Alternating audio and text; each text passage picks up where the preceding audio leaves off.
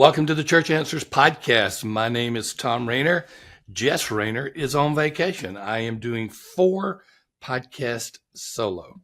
2 this week, 2 next week, or whenever you happen to listen to them. And they're all on one subject, something you rarely hear on any podcast, much less Christian or church-based podcasts. Thomas Edison. We're going to talk about this famous inventor and why he still is important as a leader today and how some of that leadership may apply to the church. You might be surprised, so stay tuned. We'll have 4 different episodes on Thomas Edison covering 4 different dimensions of his life and his contributions. Today's episode is going to be about his mind as a growth leader, and I'll explain that as we go into the podcast. Hey, before we begin, it is only appropriate that we're talking about Thomas Edison with our sponsor, Cheney and Associates. I've mentioned this before, but I want to mention it once again. Steve Cheney and his team they are an accounting firm. They are the accounting firm for the church. They serve well over 1,100 churches. They're doing an incredible work and doing incredible ministry with churches and to the leaders who serve those churches. So that is true. But Steve Cheney is one of the most innovative minds I've ever known. And he's done that as he has built Cheney and Associates to be the dominant type of accounting firm that it is today of churches across America. I could share a lot of his innovations. We'll be having him on a podcast soon, and I will talk more about that. But hey, if you need an accounting firm, if you need a bookkeeping firm, and here's the thing about it, you probably do, but you don't think you do. And you think that's one of those things that you don't have to spend a little extra money on, or you don't have to focus on because you got somebody doing it, or maybe somebody's running QuickBooks, or you got a part-time bookkeeper or something like that, or volunteer. Believe me, there'll come a time that you'll say, I wish I had someone like Steve Cheney. Don't let that time come in such a way that it's going to hurt your church. Call them now. Go to CheneyAssociates.com and get an appointment with them, a free appointment. Talk to them. So that's CheneyAssociates.com/church answers. Okay. Why are we talking about Thomas Edison? Well, Thomas Edison is a very well-known figure. That is a little doubt. But there's a reason I want us to focus upon him. And one reason is very little has been written about his leadership. A lot has been written about his inventions. A lot has been written about him as a businessman. Some of it has been written about some of his weaknesses. There's a lot out there on Thomas Edison. I don't think Thomas Edison has gotten a fair shake as a leader. And I will be sharing why. And I'll be sharing why in the course of 4 different podcasts. Hope you'll be able to pull all these together and get a good picture of who Thomas Edison is, why he should be remembered in more ways than just the inventions that we know of. But I want to introduce him to you if you don't know him already. Thomas Edison was born in 1847, and he lived to be 84 years old. So he didn't die in 1931, which was really, really long-lived life during those years, even would be today. You know some of his inventions, the phonograph, the motion picture camera, certainly the electric light bulb, all many, many kinds of inventions. As a matter of fact, Thomas Edison holds 1,093 United States patents. That's the most of anybody in the whole patent office, anybody in the world, 1,093. And if you add up his patents in other countries like Great Britain and France, if you add all of them up, it's over 1,500 patents. Now think about the significance of that. I mean, if you just get one patent approved by the patent office, that's really, really good. And what that is saying is you have something unique. You've made a contribution to society that no one has, and we want to protect that through the form of a patent. Well, this is a man that has 1,500 worldwide patents, almost 1,100 U.S. patents. We need to discover him more. We need to talk about him more because we only are remembering facets of his life. He was a married man. His first bride was only 16 when he married her, and she only lived to be 29 years old. And she after her death, 3 or 4 years later, he married again, and that bride became his wife until death did he part. And she, in fact, was the one who really got his name out there as someone we should remember for reasons beyond just the inventions. But that's another story. Just to give you a little bit about his background. He had 6 kids. Was he a good family man? Not at first, that's for sure. And one of the reasons that some people stay away from talking about Thomas Edison is that he spent so much time in his laboratory, including sleeping, that he was hardly home at all for his first wife and the first round of children with that first wife. And so many times you'll hear about the weaknesses of Thomas Edison, wasn't a good family man. Well, he probably was not. I'm not going to debate that point. Or you'll hear about how he took other people's ideas and made them his own invention. I'm not so sure that has as much validity because he commissioned people to do things with his thoughts and to go out and bring them back to him. So in many ways, I think he wasn't stealing inventions as much as he was just getting others to be a part of the creativity process. So these 4 podcasts are going to be on facets of Thomas Edison's leadership. Now, what are we going to talk about today? Today, in this particular episode, we're going to talk about Thomas Edison understanding his mind as a growth leader. Understanding the mind of Thomas Edison as a growth leader. I will say this to many, many pastors, and I don't want to be demeaning in any way, because I certainly was not the best pastor in the world, but I will say this as I consult with pastors. One of the things many pastors as leaders are lacking is that growth mindset, not just numerical growth or nickels and noses, but great commission growth. Are we really reaching people with the gospel? Do we have that kind of growth mindset? Well, of course, that wasn't Thomas Edison. He was not reaching people with the gospel. And you may wonder, okay, does it apply to churches and church leaders? Absolutely, it does.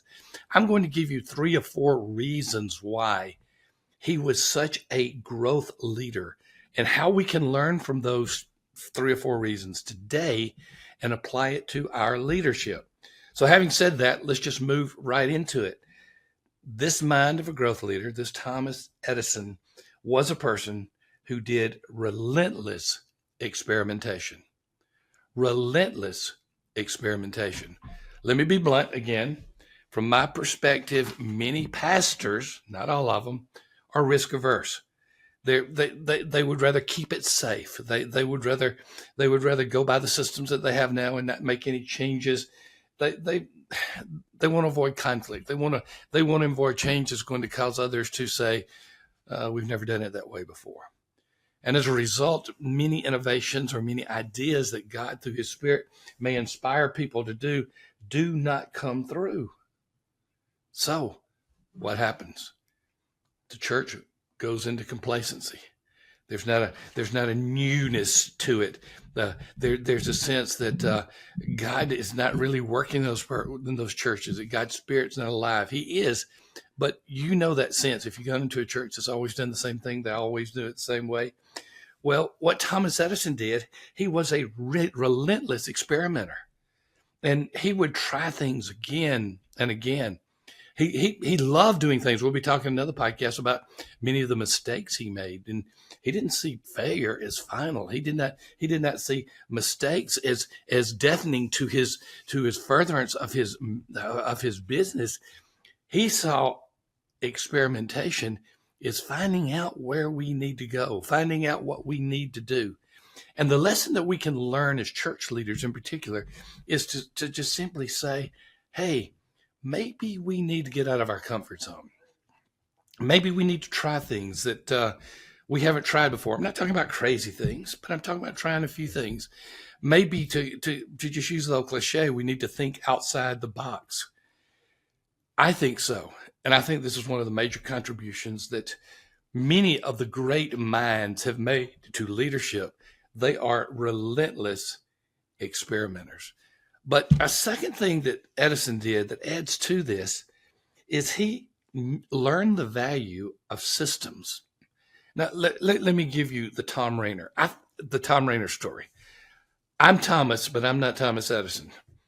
And I am not Thomas Edison in many, many ways. I'm not the leader he was. I'm falls short in many ways. And one of the reasons that I do is I don't lead in the way that he did with this second major growth leadership contribution. The second one is this: he learned the value of systems. So he wouldn't just invent something or be a part of a team that invented something. He would also create a system to keep that new experiment going, to move it as far as it should. He wasn't just one and done. Many people who are entrepreneurs get bored very easily after trying something, and therefore what they tried doesn't play out long enough. Edison knew that. Now, of course, he liked new things. And of course, he was always trying new things, but he would build around them systems. You know, the practical example for churches today, we reach people with the gospel, and then our system. And if you're watching this on YouTube, I'll put it in air quotes. Our system is discipleship. We bring people into the church through the gospel of Christ, but we create a way for them to grow and become more fruitful so that they too may become Great Commission Christians, telling people the good news. He did not just invent, he invented systems around these inventions that caused them to be sustained, that caused them to have a long life. When I began to read about Thomas Edison, I said, man, that is just something I need to learn more about. I need to learn more about his systems. Well, I want to talk to you about a system of reaching your community. And it's something that can be ongoing. You talk about something that has sustaining value. Upward Sports. You know they're our sponsor. You hear from them many, many times from us. Yes, they are our sponsor, but boy, even more so, they are our ministry partner.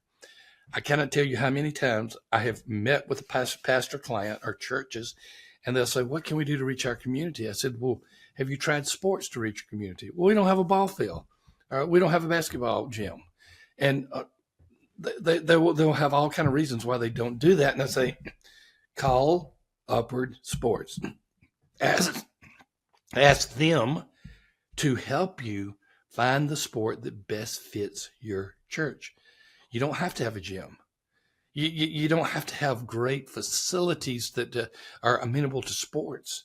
And for example, pickleball needs a relatively small area.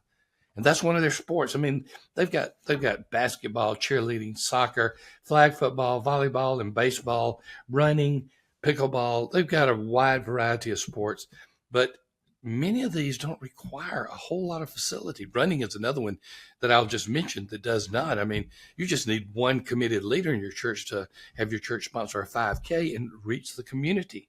But learn more about these at upward.org/church answers. That's upward.org/church answers. I'm glad that I have an organization like Upward Sports, because I am able to refer people to them, churches in particular, and I don't have to have the creative mindset to say, let's think about trying this or that.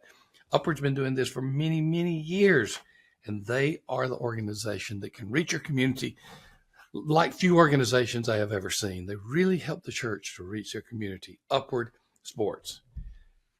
Let's return to this story of Thomas Edison, this great inventor, this man who has 1,093 U.S. patents and many worldwide, so that he has over 1,500 patents.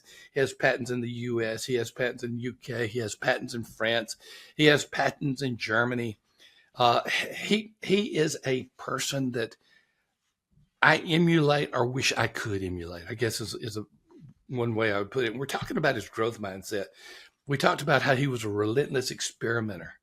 And we talked about how he built systems around the experiment, so it wasn't just one and done and move on to the next thing. But another thing he did is he introduced cross-discipline curiosity. Now, what do I mean by that? Well, when you think of Edison, what do you think of? Most people think of the light bulb. Okay. Some people may think about the phonograph or the motion picture device.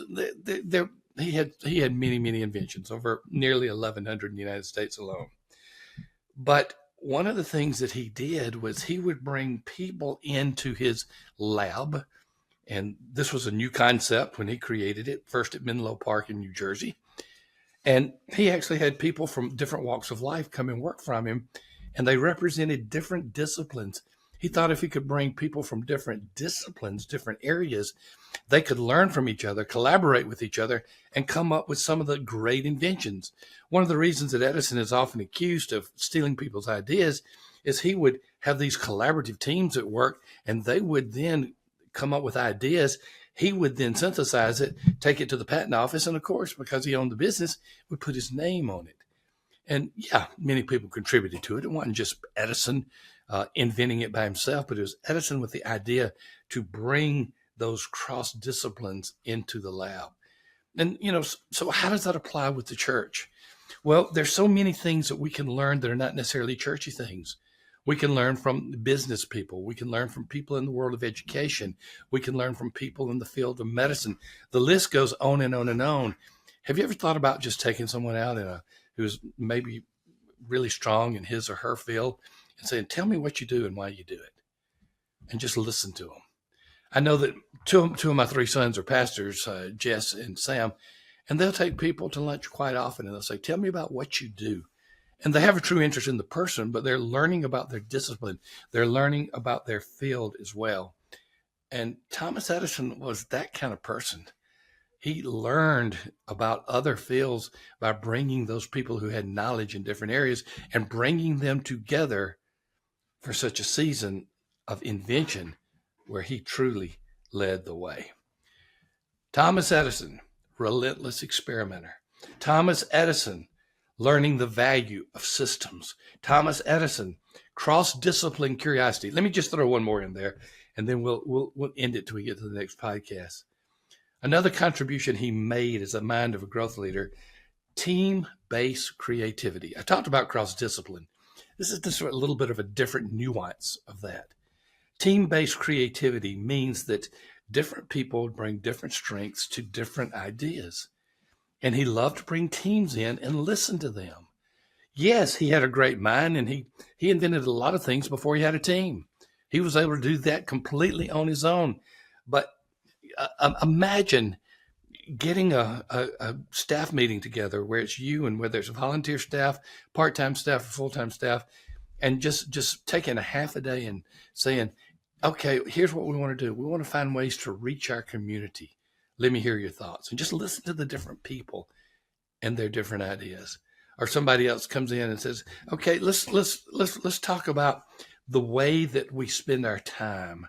We're not really a simple church. Let's talk about what we need to make certain that we are doing and how we're aligned and whether we're focused in those areas.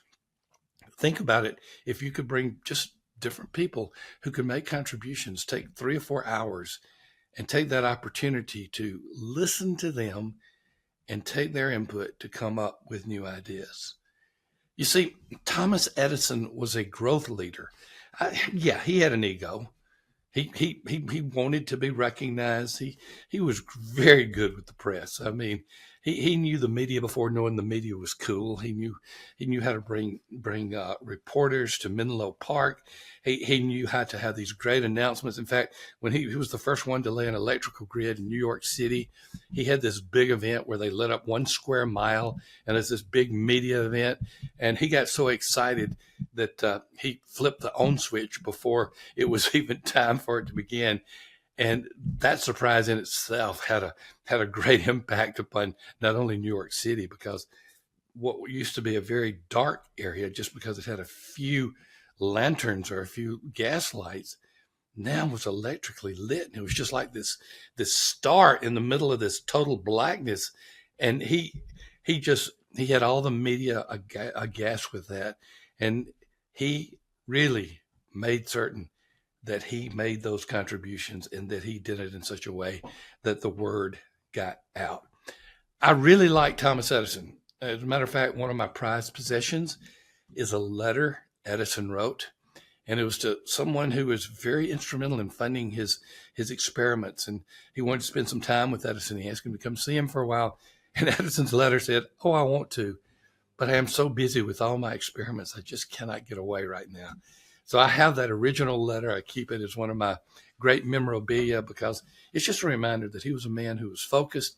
He was a man, maybe probably too focused at times, but he was a man that understood that he was put here for a reason, and he did everything he could to lead in a growth type of way. Love talking about Thomas Edison. Love talking about his contributions. Love applying that to the local church where applications are warranted. Well, once again, we want to thank Cheney and Associates. Cheney and Associates, the accounting firm for the church. Cheney and Associates, over 1,100 churches they serve. Cheney and Associates, the most innovative group of CPAs, accountants, and bookkeepers, especially Steve Cheney, the owner and founder, that I have ever known. It's my honor to work with them. He's kind of an Edison in his own field, in his own time, and I see it again and again. And so I can relate him to what we are learning about Thomas Edison. So we're going to continue to talk about Edison in the next episode. I've got 4 I'm going to do, and I think the next one is about how he used failures to move him towards success. I think you're going to hear a lot of application about that for you. So stay tuned. We will see you in the next Church Answers podcast as we go to episode number 2 of 4 about the life, the ministry, and the leadership of Thomas Edison. We'll see you then.